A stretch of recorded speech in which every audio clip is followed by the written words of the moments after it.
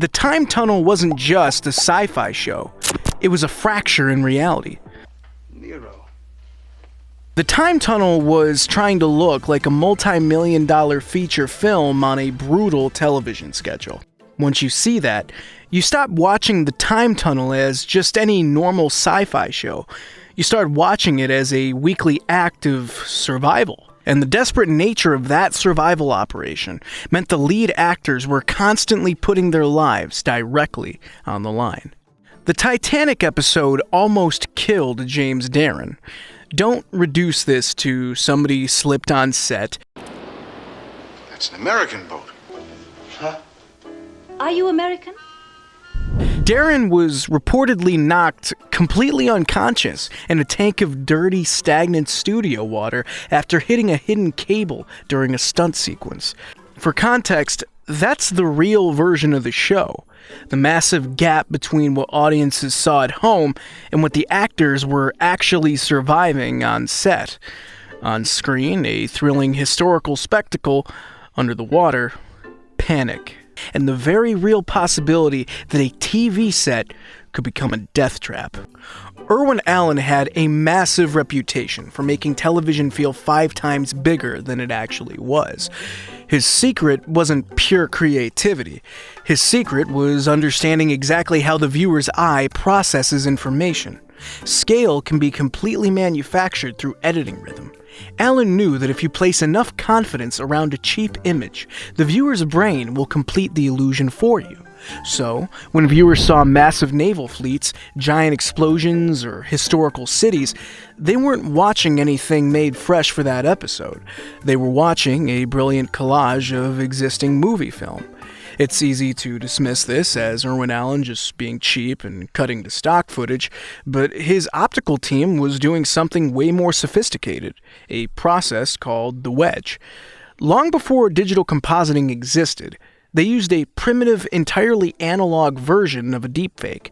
They would optically wedge Tony and Doug into 1950s Technicolor film reels so precisely that the actors appeared to be standing in the exact same light as movie extras who had been dead for a decade. It was an analog miracle that shouldn't have worked on a 1960s TV schedule, and the only reason it functioned at all was because Allen had keys to the most valuable graveyard in Hollywood history. Fox's film library was basically operating as a second special effects department. Think about it. The production had instant access to decades of premium studio-grade footage. Naval battles, air raids, massive crowd scenes, historic period locations, all completely shot, edited, and paid for by long-dead directors. A show about history swallowing people whole was itself literally swallowing the visual remains of dead movie productions just to keep its weekly schedule alive. The Fox lot stopped being a production facility and turned into a visual salvage yard. But while Allen was busy raiding the studio vaults to build his massive world, a quiet rival was launching on another channel that would change television forever. Let's talk about that other show, the one that launched the exact same week in September of 1966. Television networks were looking at 2 completely different, massive bets on what the future of science fiction looked like. Allen's bet was pure scale. The Time Tunnel pilot cost somewhere close to $1 million, which roughly maps to $9 million today. It tied with Batman as the most expensive television pilot ever produced in its era, costing 4 times what any network expected to pay for an hour of color drama. He spent every cent of it on a giant physical tunnel structure, heavy military hardware, and a set so massive it occupied 2 full sound stages. Gene Roddenberry's bet, on the other channel, was Star Trek. His bet was simple: ideas, modest sets, a philosophical script, less than half the budget. But the cold reality of the business is brutal. One of those shows is currently a multi-billion-dollar cultural empire that outlived its creator. The Time Tunnel got axed after exactly 30 episodes. Irwin Allen essentially invented the heartbreak of the modern streaming era, spending a fortune on a giant visual stunt, only to realize that hardware becomes obsolete the second that the next decade hits. Ideas are the only things that actually travel through time. Let's look at the numbers. In 1966, an hour of network color drama averaged around $120,000 to produce. Irwin Allen blew past that by over 300% just to build a physical illusion. If you're the kind of viewer who respects that level of high risk, do us a quick favor. Hit that like button and drop a comment telling us the exact year or rerun era you first stumbled into Project Tic-Toc. And the curse of that short run would return decades later to destroy the show's only chance at a modern comeback. The sting gets even worse for Time Tunnel fans.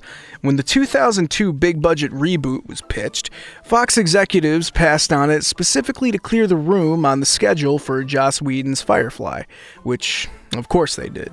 And then Fox turned around and canceled Firefly anyway after a measly 11 episodes. The Time Tunnel lost its permanent revival slot to a show that couldn't even survive its own premiere season. Allen himself never accepted the original 1967 cancellation. He spent the rest of his biological career obsessed with bringing it back, producing a 1976 pilot film and multiple unproduced concepts until his death. He openly called the Time Tunnel his favorite creation of anything he had ever built. If you think a modern streaming platform could reboot this today, without a $150 million CGI budget and a sanitized algorithm-approved script, you're dreaming. The original worked because it was high-wire corporate desperation. But back on the original 1966 set, that legendary hardware wasn't just expensive, it was working a secret triple shift. The exact same physical set walls were running 4 different television productions simultaneously, and this is where it gets a little messy. One generic studio corridor became 4 different top-secret military hallways. One main command center became 3 entirely different science labs across 3 separate shows. Heavy machine banks completely changed identities under fresh colored lighting, and electronic consoles got rapidly relabeled and repainted before the chemicals were even fully dry. This is what survival by studio Camouflage actually looks like. The studio lot was running a massive shell game, and the Time Tunnel was just one of the moving parts under the cups. If you ever rewatched old Fox sci-fi shows like Lost in Space or Voyage in the Bottom of the Sea and felt like the background looked identical, you weren't crazy. You were looking at the exact same plywood walls wearing a different coat of paint. But squeezing that much hot electronic equipment onto a single cramped stage created a literal ticking clock for the crew. The Time Tunnel set was meticulously designed to look high-tech and unstable, and that aesthetic came with a massive physical cost. Endless heavy cables snaked across the floor. Massive unshielded studio lights beat down on the cast. Tight movement lanes were completely blocked by heavy camera rigs positioned entirely for visual effect, with zero regard for human safety. The technical clutter that made the government facility feel authentic to the viewer also made it a place where one single spark could burn the stage down in minutes. The audience saw gorgeous blinking panels and cold government authority. The people inside saw low-hanging cables at head height, insane electrical heat, and a giant illusion operating under brutal industrial conditions. It wasn't a set, it was a factory floor. And the illusion became even stranger when the crew stopped building fake props and started sourcing them from the actual United States military. Discarded materials and electronic components directly connected to the U.S. Air Force were actively used to build the Project Tic-Toc mainframe consoles. They weren't built to look military, they were actually sourced from active military-adjacent supply chains. That completely shifts the entire energy of the environment. Suddenly the future doesn't just look like cheap toy store science fiction anymore. It looks like something heavily decommissioned, something confiscated from a cold, classified world and quietly converted into network entertainment. The future felt exactly like bureaucracy with high voltage, mainly because it was. But that real-world military texture eventually bled into the scripts, resulting in an episode so intense that the network buried it for decades. The Pearl Harbor episode quietly became the show's forbidden file, the day the sky fell in. It carried a dark reputation inside of Fox for being effectively suppressed, considered far too sympathetic to the Japanese military during the height of the Cold War. Lieutenant, that's their car. They're inside. Come on! Now, television purists will argue that there was never an official federal ban on the episode.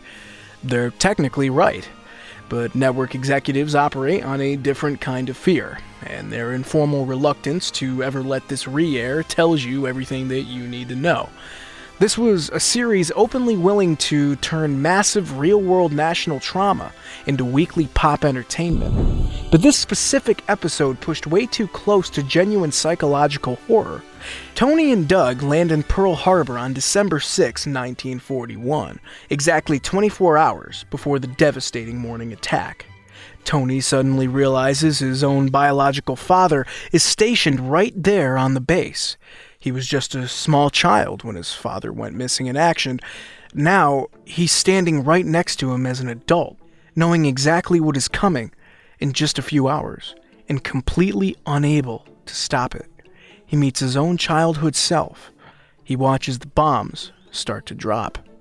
He cannot save him. And that willingness to exploit real historical pain for episodic cliffhangers wasn't a rarity. It was the show's primary weapon.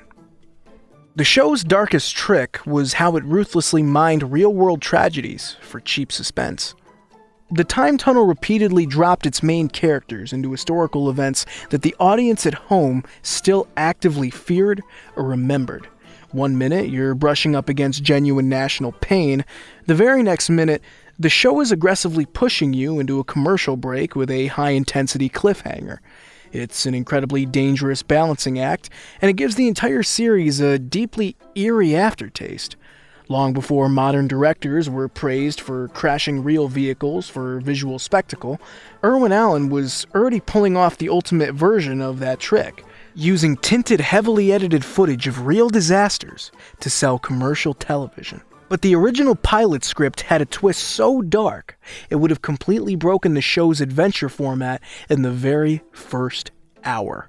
One of the most fascinating pieces of lost lore surrounding the time tunnel is the completely unaired pilot ending, a version that was fully shot, but ruthlessly cut by the network before broadcast. In it, Tony materializes in the past and instantly encounters another living version of himself, a perfect duplicate, a person who should not legally exist. Most casual viewers think the ultimate threat of a time travel show is getting stuck in the past. Well, actually, if this ending had aired, the real threat would have been psychological horror. It implies that time itself could literally rip you in half, multiply you, and send back a version of you that remembered a completely different life. It completely strips away the fun weekend adventure vibe.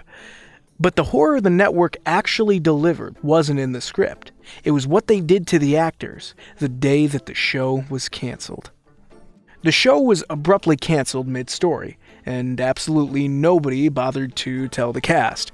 ABC pulled the plug on the production in the summer of '67 before the writers could even frame an episode where Tony and Doug actually make it home. 30 episodes, trapped in the timeline for the entire run. It's brutal. The final produced episode ends with a standard teaser for the next week's adventure. Tony and Doug tumbling into a brand new time period, completely ready to go. Except, there was no next episode. The built-in teaser that plays at the end of episode 30 loops directly back to the footage from the pilot, which means if you watch the entire series in sequence today, the final frame points directly at the first. Tony and Doug have been falling through that infinite visual spiral for nearly 60 years. The machine swallowed them whole, and the network just walked away. And that unresolved eternal loop is the exact reason why the show's hidden legacy is so staggering. When you strip away the sci-fi tropes, you realize that the time tunnel only functioned because it was born inside the exact high-pressure condition that nearly broke it. The insane budget limitations forced the brilliant cinematic recycling. The dangerous, hyper-cluttered set forced totally genuine physical reactions from the cast. The intense political climate of the 1960s made the scripts feel genuinely high stakes. Take away that specific raw industrial pressure, and all you have left is just another generic time travel show. Those are incredibly easy to make, but the time tunnel wasn't a time travel show. It was a weekly miracle of pure chaotic hustle. Which brings us to the single biggest secret of the entire production, the great lie that kept the show alive. The ultimate secret of the time tunnel is what it actually was under the hood. It wasn't a sci-fi show, a history lesson, or even an adventure series. It was an industrial survival machine. The production sold millions of viewers a pristine, government-funded technological miracle every week, while secretly building that exact miracle out of desperate archive raves, stolen sets, decommissioned military garbage, dangerous water tanks, and a cast that didn't even know if they were going to be knocked unconscious on just any given Tuesday. But the viewers weren't watching a scripted story. They were watching a weekly live demonstration of exactly how far a Hollywood production could push its crew, how much it could fake, borrow, and hide before the entire illusion collapsed into pieces. Make of that what you will. It never collapsed. It just ran out of time. Now, here's our challenge for you. If you watch Tony and Doug fall through the timeline all the way to the end of this video, you have officially survived the corporate television grinder. You stayed to map the actual gears of television history. So, subscribe to the channel, hit that like button, and let's see if we can get more industrial purists in the comments to state the exact moment that they realized the network loop had trapped this cast forever. And if you want to see what happens when a director handles a time machine with an entirely different level of obsessive practical detail, click right here to see our deep dive into George Pale's 1960 masterpiece, The Time Machine. Let's see how the classic that set the standard actually built its gears.